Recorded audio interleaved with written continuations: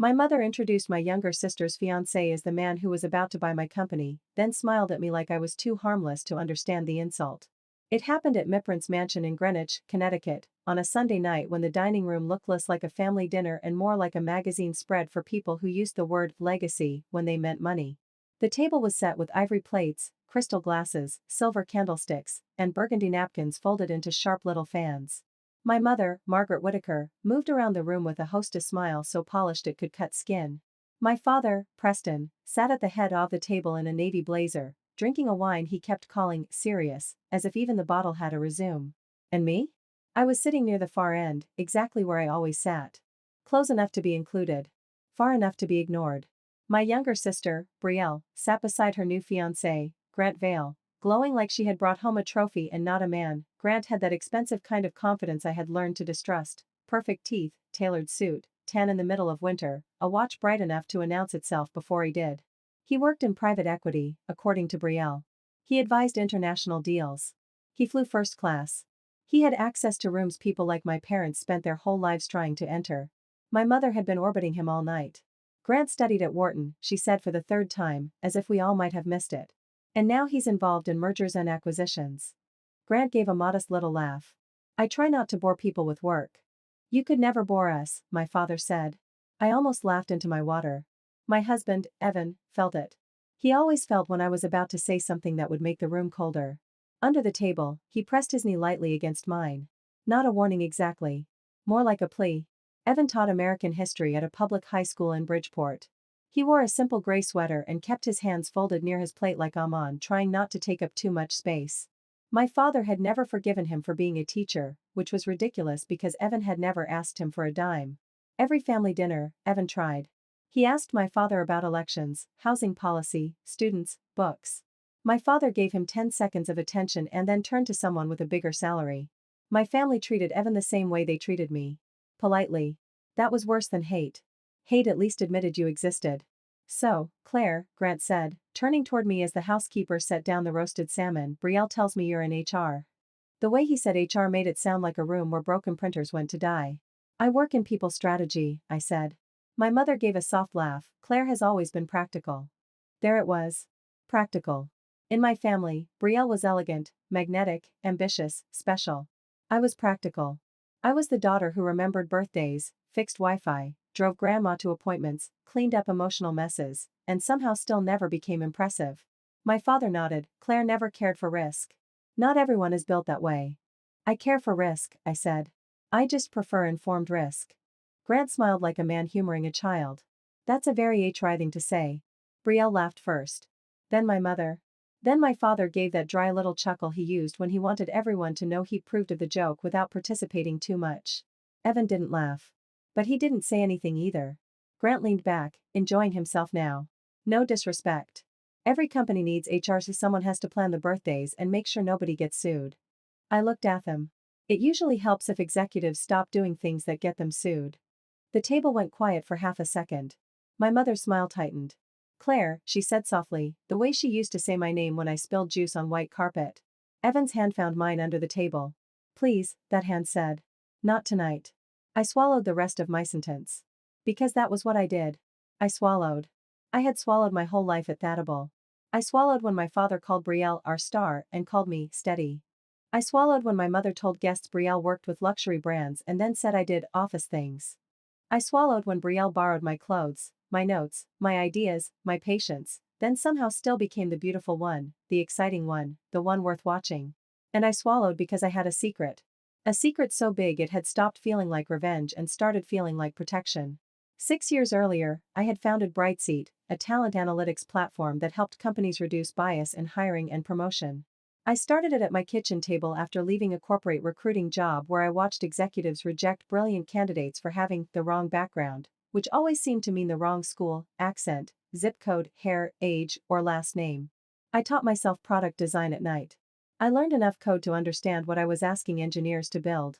I maxed out 2 credit cards. I sold my car. I borrowed office chairs from a closing dentist practice. I hired my first employee with money I didn't yet have and prayed the check would clear. We almost died 4 times in the first 2 years. Now Brightseat had 74 employees, offices in New Haven and Austin, clients across the U.S., Canada, and the UK, and a pending acquisition offer from Hawthorne Global Partners for $58 million. My parents didn't know. Brielle didn't know. Even Evan didn't know the full number. That last part is the one I still hate admitting. Evan knew I ran a company. He knew it had grown. He knew I worked insane hours and had investors and employees and lawyers. But I had let him believe it was still smaller than it was, less powerful, less visible. Not because I didn't trust him. At least, that was what I told myself. The truth was uglier. He was afraid if he saw me fully, he would start looking at me the way my parents never did. As someone difficult to love unless I stayed useful. So what kind of deals are you working on now? My father asked Grant. Grant paused just long enough to make us wait. Well, he said, I probably shouldn't say too much. That meant he was about to say everything. Brielle touched his arm. Go ahead. It's family. Grant smiled. There's a mid-market HR tech platform we're looking at. Brightseat. Maybe you've heard of it, Claire, since it's in your world. My fork stopped halfway to my plate. Evan looked at me.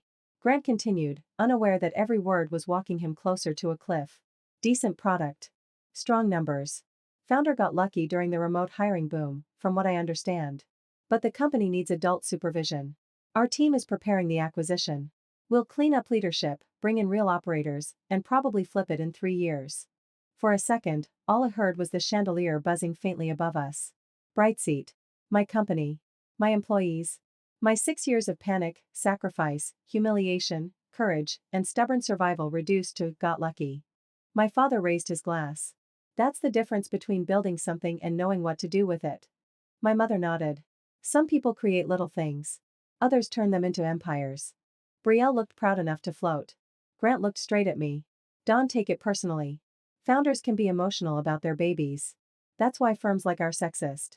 Evan's grip tightened around my hand under the table. Claire, he whispered without moving his mouth. Please don't make a scene. Something inside me went very still. Not calm. Not peaceful. Still. Like a lake right before something dead rises from underneath. I turned my head slowly toward my husband. He looked pale, afraid. Not of me, exactly. Afraid of the room. Afraid of my father's judgment. Afraid that the fragile little piece he had been performing all night would shatter and cut him too. For years, I had mistaken his quiet for kindness. In that moment, it felt like abandonment. Grant was still talking. I've seen it 100 times. A founder builds a scrappy company, thinks passion replaces discipline, then someone like us steps in. Someone like you, I said. He smiled. Exactly. My mother gave me a warning look. I set down my fork. Then I picked up my phone. Evan's face changed. Claire. I opened the encrypted folder from my legal team. I scrolled past the Hawthorne terms sheet, the diligence schedule, the executive review calendar, the legal participant list, and the confidential acquisition structure. My hands were not shaking. That scared me a little. Grant finally noticed the silence. What are you doing? He asked. Checking something. My father frowned. Claire, this is dinner. Yes, I said. And apparently also a business presentation. Brielle's smile faded. What's your problem? I turned my phone around and placed it on the white tablecloth, right between the salmon and the wine. On the screen was the official Hawthorne Global Acquisition Team list. Senior partners. Analysts. Outside counsel. Technical diligence. Labor compliance. Integration consultants. Every name. Not Grant's. I looked at him. Funny thing, I said. I'm the founder and CEO of Brightseat. I've been negotiating directly with Hawthorne for 5 months. And your name is not in a single document. The sound that followed was not silenced. It was impact. My mother's face lost all its color. Brielle stared at the phone as if it had started bleeding. My father leaned forward, his eyes moving over the screen, trying to find the trick. Evan stopped breathing beside me. Grant laughed. It was a small, wrong sound. Okay, he said. That's cute. Cute? You're involved with Brightseat? His eyes flickered too fast. Maybe in HR, like you said. But founder and CEO is a stretch. I swiped to the next file and opened the board approval packet. My name sat at the top of the signature page. Claire Whitaker Hayes. Founder and Chief Executive Officer. My father whispered, Hayes? It was Evan's last name. I had used it professionally for years. That hurt more than I expected. Not that they didn't know my company. That they didn't even know the name I had built it under. Grant's expression hardened. You shouldn't have confidential documents at a family dinner. Ishelmed have a stranger lying about buying my company at a family dinner. Brielle stood so fast her chair scraped the floor. Grant? Brie, sit down, he snapped. That was the first time I saw it. Not the fake charm. Not the polish. The entitlement underneath. My sister saw it too. Her mouth opened, but no words came out. My mother put one hand against the table like she needed it to stay upright. Claire, are you telling us you own that company? I founded it. It's worth $58 million, my father asked. I looked at him. That is the current offer. The current offer. Not my value. But of course that was the part he heard. Grant recovered faster than the rest of them. Men like him always do. They spend their lives falling upward and learning how to land on other people. Brightseed is not worth $58 million, he said. No, I said. You're right. He blinked. The offer is $58 million. The company is worth more. Evan made a sound under his breath. I couldn't tell if it was pride or fear. Grant pushed his chair back. This is insane. I'm not going to sit here and be ambushed by some insecure HR founder who thinks a cap table makes her important. My father stood. For one wild second, I thought he was going to defend me. Instead he looked at Grant and said, "Did you lie to my daughter?" My stomach dropped. My daughter. Not Claire. Brielle. Grant adjusted his cuff. There are complicated structures in private equity that people outside the field don't understand. I laughed once. It came out colder than I intended. Complicated structures, I said, like getting fired from Sterling Ridge Capital 8 months ago for falsifying deal participation. Grant's face changed. That was when the dinner truly exploded. Because I had not stopped at Hawthorne List. I had searched him before dessert. Not because I expected this exact lie, but because something about Grant had bothered me since the minute he walked in. Maybe it was the way he asked Evan what public school paid these days, and then pretended it was a joke. Maybe it was the way he corrected the housekeeper's pronunciation of Rioja, maybe it was the way my mother looked at him as if money could disinfect arrogance. I opened the public disciplinary notice on my phone. Sterling Ridge Capital had quietly removed him after an internal ethics investigation. Not criminal charges, not prison, not some dramatic TV scandal. Just the kind of professional disgrace wealthy men try to bury under phrases like pursuing new opportunities. False reporting. Misrepresentation of role. Unauthorized use of firm materials. My mother read it first. Then Brielle. Then my father. Grant reached for my phone. Evan moved before I did. He grabbed Grant's wrist across the table and said, "Don't touch her." The room froze again. I looked at Evan, and for the first time that night, I saw the man I married. Grant jerked his hand back. You people are ridiculous. Brielle's voice trembled. You told me Sterling Ridge promoted you. I said my role expanded. You told Dad you were advising 9 figures in acquisitions. I have advised. You told me we could buy a house in Darien after the wedding. Grant went silent. There it was. The part that didn't fit in LinkedIn posts or dinner table lies. My sister, who had spent her whole life being adored, looked suddenly very young. My mother turned to Grant. Get out of my house. Grant looked at her like she had slapped him. Margaret, I think everyone needs to calm down. Get out, she repeated. He glanced at my father, expecting male solidarity. My father did not give it. Maybe because Grant had lied. Maybe because he had humiliated Brielle. Maybe because, for the first time in his life, my father realized the daughter he underestimated had more power in the room than the man he had admired. Grant picked up his jacket. At the doorway, he turned back to me. This I sent over, he said quietly. No, I said. It probably isn't. He smiled then, but not with charm. With threat. You have no idea what your family already signed. Then he left. And just like that, the mansion that had spent decades pretending nothing ugly ever happened inside it finally had nowhere to hide. My mother started crying before the front door closed. Not loud crying. Not movie crying. Tight, furious tears she tried to control because even grief had to behave in that house. What did he mean? Brielle asked. What did he mean Way signed? My father's face had gone gray. Preston, my mother said. He sat down slowly. I knew that look. I had seen it on candidates who lied in interviews and suddenly realized the background check had come back. What did you sign? I asked. My father rubbed his forehead. It was preliminary. What was? A family office participation agreement, he said. Grant said he had access to a private investment vehicle connected to Hawthorne. He said it would give us early exposure to the Brightseed deal. I stared at him. You invested in a fake fund connected to my company without telling me? I didn't know it was your company. The sentence hit harder than it should have. Evan whispered, how much? My father didn't answer. My mother covered her mouth. How much? I asked. 2.4 million, my father said. Brielle made a strangled sound. My father looked at me then, and I saw humiliation curdling into anger, because men like my father could survive being wrong only if they quickly found someone else to blame. If you had told us who you were, he said, none of this would have happened. There are moments when a family shows you its bones. Not the polished skin. Not the holiday card. Not the charity gala speech. The bones. My father had lost $2.4 million to a liar he admired after ignoring the daughter who could have warned him, and somehow the wound still had to be my fault. I stood. Evan stood with me. My mother said, Claire, wait. But I was already done waiting. For 36 years, I said, you called me practical when you meant ordinary. You called me quiet when you meant forgettable. You sat me beside men like Grant and expected me to smile while they explained the world to me. And now that one of them fooled you, your first instinct is to blame me for not making myself impressive enough to protect you. My father opened his mouth. I didn't let him. You never asked what I built. You never asked what my title meant. You never asked why I work late or why I traveled or why my name appeared in business magazines you didn't read because they weren't about your world. You didn't know because you didn't care. My voice broke on the last word. I hated that. I wanted to sound icy. Powerful. Untouchable. Instead I sounded exactly like what I was. A daughter who had waited too long to be seen. Brielle whispered, Claire, I'm sorry. I looked at her. Part of me wanted to forgive her instantly because she looked destroyed. Another part remembered every laugh. Every eye roll, every time she let my parents make me smaller because it made her bigger. I know you are, I said.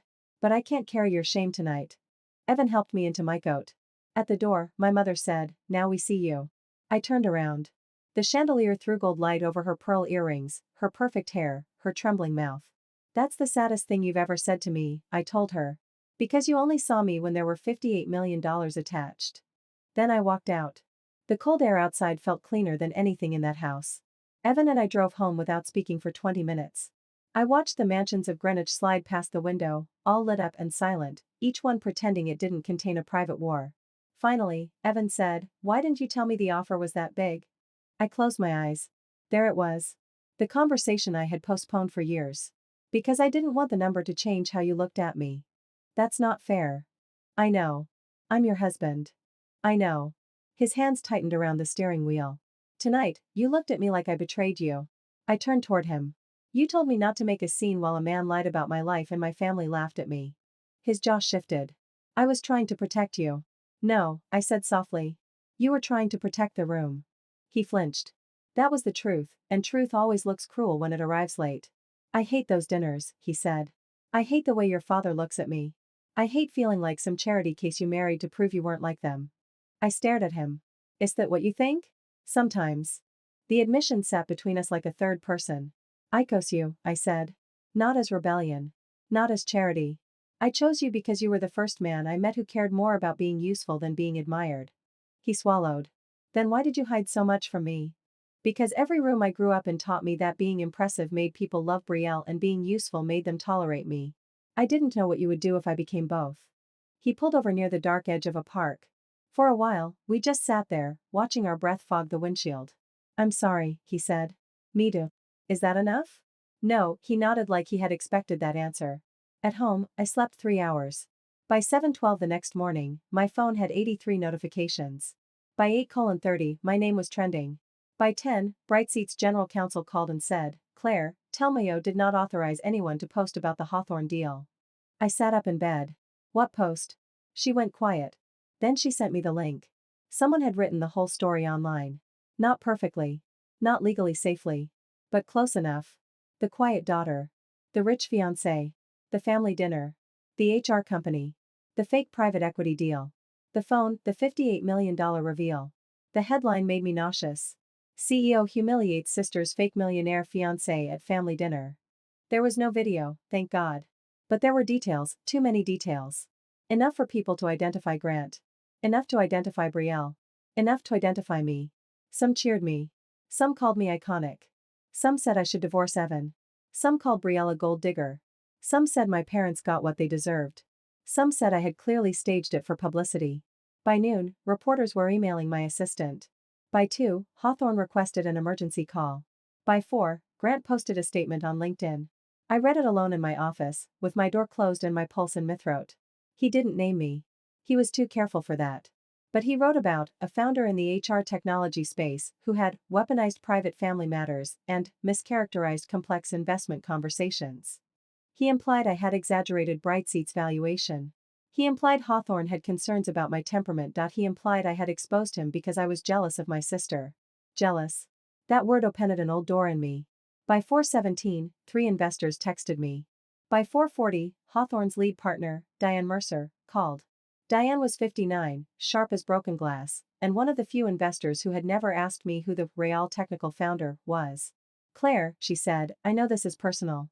But Grant is now using language that suggests he had involvement in our deal. He didn't. I know. But our compliance team found something. My stomach tightened. What? A document circulating among 3 outside investors. It uses Hawthorne branding. It describes a side vehicle for pre-acquisition exposure to Brightseat. Your father's name appears as a participant. I stood so fast my chair rolled backward. That's the fake fund. It gets worse, Diane said. The document includes internal Brightseat metrics that are not public. The room tilted. Revenue by segment. Enterprise churn. Pilot conversion. Expansion pipeline. Those were not things Grant could have guessed. Someone had given him access. That was the second time my life split open in 24 hours. The first lie had been at me mother's dining room table. The second was inside my own company.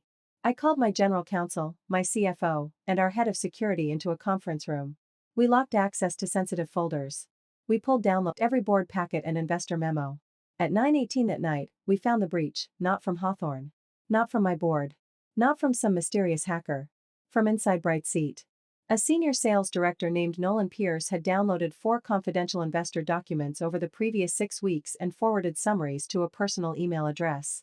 Nolan was charming, ambitious, and angry that I had passed him over for chief revenue officer because he treated junior employees like furniture.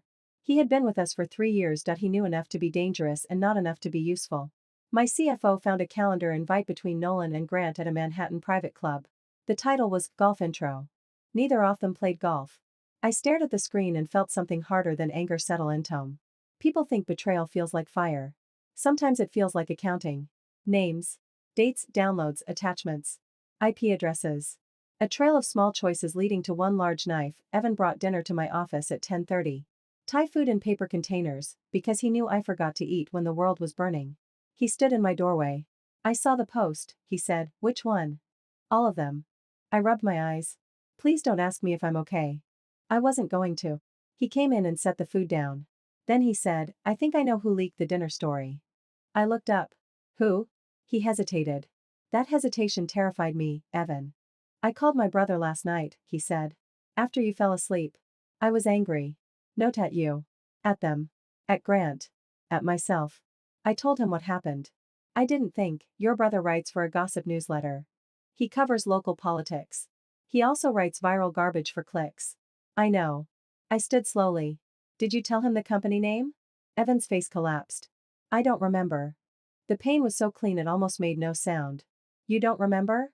I was upset. So you protected the room when I needed you. Then you exposed the room when it made you feel better. He looked like I had slapped him. I didn't mean to hurt you.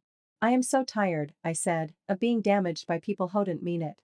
He reached for me, then stopped himself. Good. I needed him to stop. I'll fix it, he said. You can't unpublish humiliation. I can call him. I can make him take it down. It's already everywhere. He swallowed hard. For a second, he looked like one of his students after being caught cheating, young and ashamed and desperate to become innocent again. Both was not a child. And I was not his teacher. Go home, I said. This is our home. Then go somewhere else tonight. He nodded, crying silently now. I almost took it back, almost. But I had spent too many years making other people comfortable after they hurt me. Evan left. I slept on the office couch under a blanket from the wellness room and woke before dawn with a stiff neck and a clearer mind. At 6:04, I called Diane Mercer. I need Hawthorne to pause the acquisition process, I said. She was quiet for 3 seconds. Claire, do you understand what that means? Yes. Your board may not love it. My board can survive discomfort. And you? I've been surviving discomfort since I was a child. She sighed. What are you planning? To stop playing defense. By 8, my legal team sent cease and desist letters to Grant, Nolan, and every entity connected to the fake fund. By 9, Nolan was suspended pending investigation. By 10, Grant deleted his LinkedIn statement. By 11, my father called me 7 times. I didn't answer. At 11:42, Brielle texted. Grant says you're trying to ruin him because you never wanted me happy. I stared at the message until the words blurred. Then another came through. I don't believe him. But I need to know what's real. For the first time in years, my sister wasn't asking me to fix her life. She was asking me for truth. So I sent her 3 documents. The disciplinary notice. The fake fund letter. The evidence that Grant had met with Nolan. She called 2 minutes later, sobbing so hard I could barely understand her. He was going to marry me in 6 weeks, she said. I know. He asked me to sign a prenup addendum. My blood turned cold. What addendum? He said it was standard, something about future family investment interests. Did you sign it? No. I was going to bring it to Dad tonight. Send it to me. The document arrived while she was still on the phone.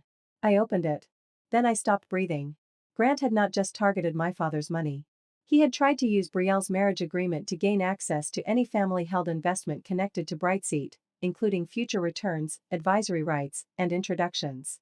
The language was messy, aggressive, and dressed up in enough legal fog to confuse someone desperate to trust him. But there was another clause that made my hands go numb. If Brielle signed and my father formalized his participation, Grant would have had a pathway to claim he was a family representative with financial interest in the Brightseat transaction. A fake connection could become a disputed connection. A disputed connection could delay the acquisition. Adelaide could pressure my board. Pressure could force concessions. Grant was not just a liar. He was building leverage. And he was using my family as the ladder. That was the cliff edge I didn't see at dinner. The insult had not been the attack. It had been the cover. For the next 10 days, my life became lawyers, evidence, damage control, and silence. Not the old silence, the shameful one. Strategic silence. The kind that lets arrogant people keep talking until they bury themselves. Grant talked. He called my father and claimed he could recover the $2.4 million if I backed off. He emailed Brielle saying love meant loyalty. He sent Evan a message saying, your wife is using you too. He contacted 2 journalists and suggested I had inflated Brightseat's numbers to manipulate a sale. Every message went to my lawyers. Every threat became evidence. Nolan tried to resign. We refused to let him disappear quietly. Brightseat filed a civil complaint for misappropriation of confidential information. Hawthorne issued a private confirmation to our board that Grant had never represented them, never advised the deal, and never had authority to discuss Brightseat. But private truth does not satisfy public lies. My employees were scared. Investors were nervous. Clients wanted reassurance without admitting they were worried. My company had survived competitors, cash crunches, and bad market cycles. Now it was being shaken by a man who had impressed my mother over salmon. That was the part that enraged me most. Not that Grant lied. That so many people wanted the lie to be true because he looked like the kind of man they had been trained to believe. On the 11th day, my father finally came to my office. He did not call first. He appeared in the lobby wearing a charcoal coat, looking smaller than he ever had in my childhood memories. My assistant asked if I wanted security to escort him out. For 1 full minute, I considered saying yes. Then I told her to bring him up. He stepped into my office and looked around like he had entered a country he never knew existed. Through the glass wall, my team moved between desks and meeting rooms. Screens showed dashboards. Someone laughed near the kitchen. Someone else walked past carrying a stack of onboarding research folders. My father stood there with his hands in his pockets. I didn't know, he said. I stayed seated. No, I said. You didn't. I mean, I knew you worked hard. That's what people say when they don't know what you do. He flinched. Good. I came to apologize. For what? He looked confused. I leaned back. Be specific. His mouth tightened. My father hated being tested. He had built his whole identity around being the person who tested others. But he tried. For underestimating you, he said. That's a category. Try again. He looked toward the glass wall. For letting Grant talk down to you. For laughing, for investing in something tied to your company without asking you a single question. For blaming you after I was fooled. My throat tightened despite myself. And? He looked back at me. I waited. For 36 years, I had accepted partial apologies because full ones were too expensive for my family. Not anymore. His eyes reddened. For making you feel like you had to become extraordinary in secret, he said. That one got through. I hated that it got through. I looked down at my desk until the tears passed. I can't fix the $2.4 million for you, I said. I'm not asking you to. Good. Because I won't. He nodded slowly. I deserve that. You do. He stood there like he wanted me to comfort him. I didn't.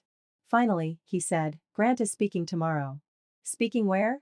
The Harbor House Foundation Gala. I almost laughed. The Harbor House Gala was my mother's favorite charity event of the year, a glossy fundraiser where wealthy people auctioned luxury vacations and called it compassion. My parents had been on the committee for 12 years. Brielle was supposed to announce her engagement there. My father looked sick. He told the committee he still intends to attend.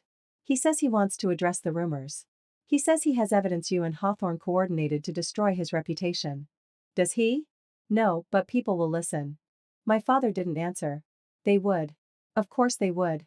Grant in a tuxedo, wounded but handsome, speaking in a ballroom full of donors who believed confidence was the same as credibility. He would never win in court. But he didn't need to. He needed to muddy the story, make Mel look vindictive, make Brielle look unstable, make my father look like a victim of family drama instead of fraud. I looked through the glass at my company. My people. My life. Then I looked at my father. Tell Mom to keep him on the program. His eyes widened. What? Tell the committee not to cancel him. Claire. For once, I said, trust the daughter who understands the deal. The gala took place in a waterfront hotel in Stamford, in a ballroom full of white orchids, champagne towers, and people whose sympathy increased with the tax deduction. My mother had not wanted me to come, not because she was ashamed of me anymore, she claimed, but because she was afraid. That was new. My mother being afraid for me instead of afraid of embarrassment. Still, fear was not strategy. I wore a black dress, simple and sharp, with my hair pulled back and no jewelry except my wedding ring, which I had not yet decided whether to keep wearing. Evan came separately. I saw him near the back of the ballroom, looking exhausted, his eyes searching for permission to approach me. I didn't give it. Not yet. Brielle arrived with my parents. She looked pale but steady. No engagement ring. That told me enough. Grant arrived 20 minutes later. The room shifted around him. People pretended not to stare. Which meant everyone stared. He wore a tuxedo and a victim's expression, a combination American society rewards far too often when the man wearing it has the right jawline. When he saw me, he smiled. I smiled back. His faltered first. At 8:15, after a speech about community housing and a paddle raise that collected more money in 7 minutes than some of Evan's students' families saw in 7 years, my mother walked to the podium. Her hands shook. I could see it from my table. Before we continue, she said, Grant Vale has asked to address recent personal matters that have unfortunately become public. A murmur went through the room. Grant rose. Brielle did not look at him. My father stared straight ahead. Grant took the podium like he had practiced in the mirror. Thank you, Margaret, he said warmly. My mother stepped away without touching his arm, small mercies. Grant looked out at the room. The last 2 weeks have been painful. Not only for me, but for people I care deeply about. I have been accused of things that are misleading, incomplete, and frankly cruel. I watched him perform injury. He was good. That was the dangerous part. I loved Brielle, he continued. I respected her family. Yendered discussions I believed were legitimate. Unfortunately, a private business conflict was turned into a public execution by someone with far more resources and influence than Ahave. A few heads turned toward me. There it was. Poor Grant. Just a man destroyed by a powerful woman. I cannot discuss every document tonight, he said, but I can say this, not everyone who claims to stand for fairness practices it behind closed doors. He looked directly at me, and some founders become so obsessed with control that they forget other people have lives too. Evan stood in the back. I saw him take one step forward. Then stop. Good. This was not his moment to rescue me. It was my moment to stop needing rescue. Grant continued, I have been advised to pursue legal remedies, and I will. But tonight, I ask for grace. I ask for patience. And I ask all of you not to let ambition disguise itself as truth. He lowered his head slightly. The room softened. I felt it happen. That old familiar shift, where a woman's evidence becomes aggression and a man's performance becomes pain. Then my mother returned to the podium. Grant seemed surprised. Thank you, Grant, she said. Her voice was steady now. Claire, would you please join me? The room went silent. Grant turned slowly. I stood. Every step to the podium felt like walking through my childhood in reverse. Past tables where women whispered. Past men who suddenly checked their phones. Past donors who had known me as Margaret's other daughter, the quiet one, the practical one, the one who married the teacher. My mother handed me the microphone. For a second, our fingers touched. I'm sorry, she whispered. Not for the room. For me. I faced the ballroom. I didn't plan to speak tonight, I said. But Grant is right about one thing. Truth matters behind closed doors. I clicked the small remote in my hand. The screen behind me lit up. Not with gossip. Not with screenshots of private texts. With a clean timeline prepared by my legal team. Dates. Companies. Public records. Document trails. No drama. Just receipts. Grant Vale has never represented Hawthorne Global Partners in any acquisition involving Brightseat, I said. Hawthorne has authorized this statement for tonight. A letter appeared on the screen. Diane Mercer's signature at the bottom. Grant's face changed. I continued. Grant was terminated from Sterling Ridge Capital 8 months before he told my family he had been promoted. The public ethics notice is available through regulatory filings. Next slide. Grant solicited private investment from my father through a fake vehicle using Hawthorne branding without authorization. Next slide. Grant received confidential Brightseat data from a former employee who is now subject to civil action. A ripple moved through the ballroom. Grant stepped toward me. This is defamation. A woman stood from the table near the front. Diane Mercer. Silver hair. Black suit. Calm eyes. No, she said. It is not. Grant froze. Diane walked toward the stage with the serenity of someone who had destroyed louder men in quieter rooms. She took the second microphone from my mother. My name is Diane Mercer, managing partner at Hawthorne Global Partners. For clarity, Hawthorne has no relationship with Mr. Vale. We have referred the fraudulent use of our name and materials to counsel. The ballroom erupted in whispers. Grant looked around for an ally. He found none. But the final blow did not come from me. It came from Brielle. My sister stood. She held up a folder with both hands. Her voice trembled, but it carried. He also asked me to sign an agreement before our wedding that would have given him access to my family's financial interests connected to Brightseat. He told me it was about trust. Grant's eyes went black. Brielle, sit down. She shook her head. For the first time in my life, my sister did not obey the room. No, she said. You don't get to use my love as paperwork. Someone gasped. My father stood next. He looked older than everyone in the ballroom, but his voice did not break. I invested $2.4 million because I trusted the wrong man and ignored the right daughter, he said. That was my failure. Not Claire's. I looked at him. He did not look away. Then Evan stepped forward from the back. I held my breath. He did not come to the stage. He turned to the room. And I owe my wife an apology too, he said. Not because this is anyone else's business, but because too many of us ask strong women to stay quiet so weak rooms can stay comfortable. I did that. I was wrong. My eyes burned. I was not ready to forgive him. But I heard him. Grant grabbed the podium edge. This is coordinated. All of you are going to regret this. Diane nodded toward hotel security. 2 security guards approached. Grant laughed, but it came out thin. You think this ends me? No, I said into the microphone. You ended yourself. We just stopped helping you hide it. He looked at me with pure hatred. There are people who hate you not because you hurt them, but because you removed their ability to hurt others quietly. Security escorted him out through the side doors while half the ballroom watched and the other half pretended they were not recording. By midnight, the gala story was everywhere, but this time, the truth arrived with documents. By morning, Grant's statement was gone. His website disappeared. His investors denied involvement. 2 former colleagues contacted my lawyers. Then 3 more. Then 7. The fake fund collapsed in daylight. Nolan settled after we filed suit, returned financial data with Grant. I did not let him apologize to the team in person. Some performances do not deserve an audience. Hawthorne resumed acquisition talks 3 weeks later. And I walked away. Not angrily. Not impulsively. Clearly. For years, I had thought selling Brightseat would prove something. To my parents. To the investors who doubted me. To every executive who thought HR meant birthday cake and liability training. Maybe even to the frightened part of me that still wanted a number large enough to make me undeniable. But after everything happened, I realized I didn't want to hand my company to people whose first plan was to professionalize what we had built. Diane respected the decision. I think you're making the harder choice, she told me. Probably. Harder is not always wrong. No, I said. Sometimes it's just mine. We raised a growth round instead. Smaller headline. Better terms. More control. We expanded to Austin fully, launched a bias audit tool for internal promotions, and signed 11 new enterprise clients before the end of the year. The viral storm passed, because storms always do. The internet found new villains, new heroes, new strangers to judge over breakfast. But my life did not go back to normal. Thank God. My mother started calling before Sunday dinners to ask whether I actually wanted to come. Sometimes I said no. The first time I did, she went quiet, then said, "Okay, sweetheart." Another time. No guilt. No performance, progress. Brielle moved out of my parents' guest house and took a junior account role at Ariel Agency in Brooklyn. No luxury clients. No fiancé with a fake fund. No borrowed importance. She sent me a picture from her first day wearing black pants, a white blouse, and sneakers. Too plain, she texted. I wrote back, you look like someone who doesn't need to audition anymore. She called me that night and cried for 2 hours. Not because of Grant. Because being the favorite had been its own kind of prison.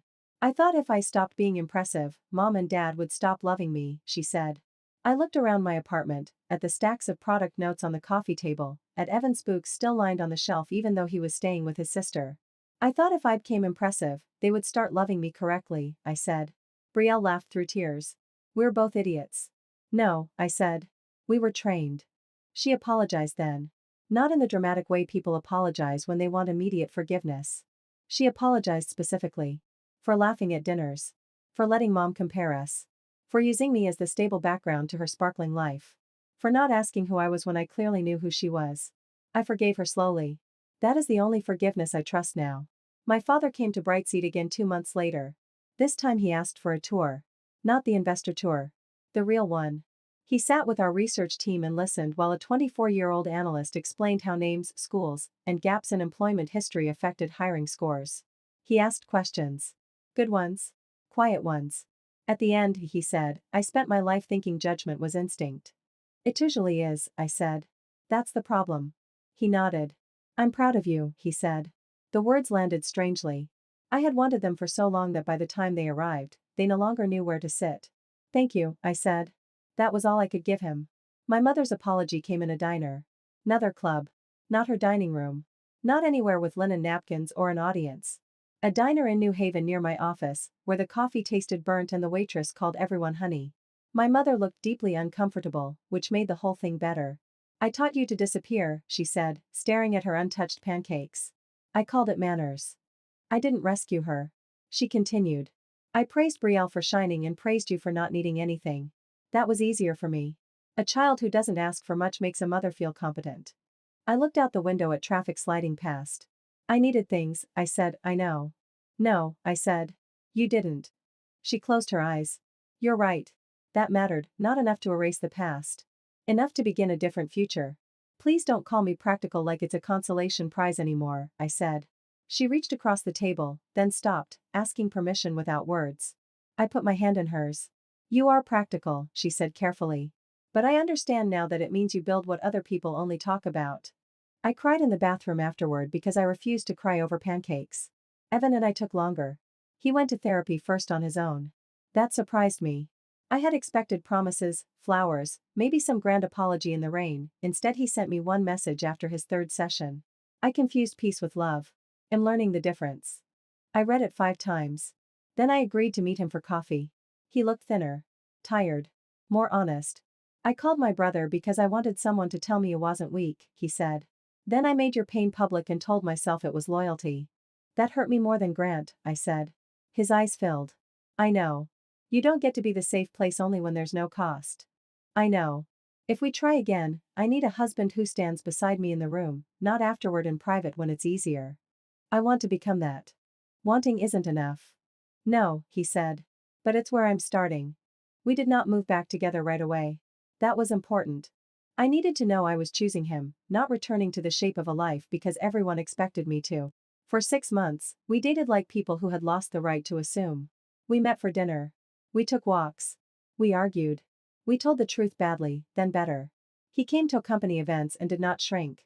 I went to his school's history night and watched him talk to parents with the kind of dignity my father had never understood. One evening, a student ran up to him outside the auditorium. Mr. Hayes, I got into UConn, the boy said. Evan's whole face changed. He hugged that kid like the world had just become less cruel. My father, who had come with me, watched from a few feet away. Later, in the parking lot, he said to Evan, I didn't understand your work before. Evan stiffened. My father held out his hand. I do now, he said. You help people imagine a future before they can afford to see it. Evan shook his hand. I looked away because some repairs are so quiet they feel too private to witness. A year after the dinner that cracked my life open, Brightseat held the launch event for our new bias audit platform in Austin.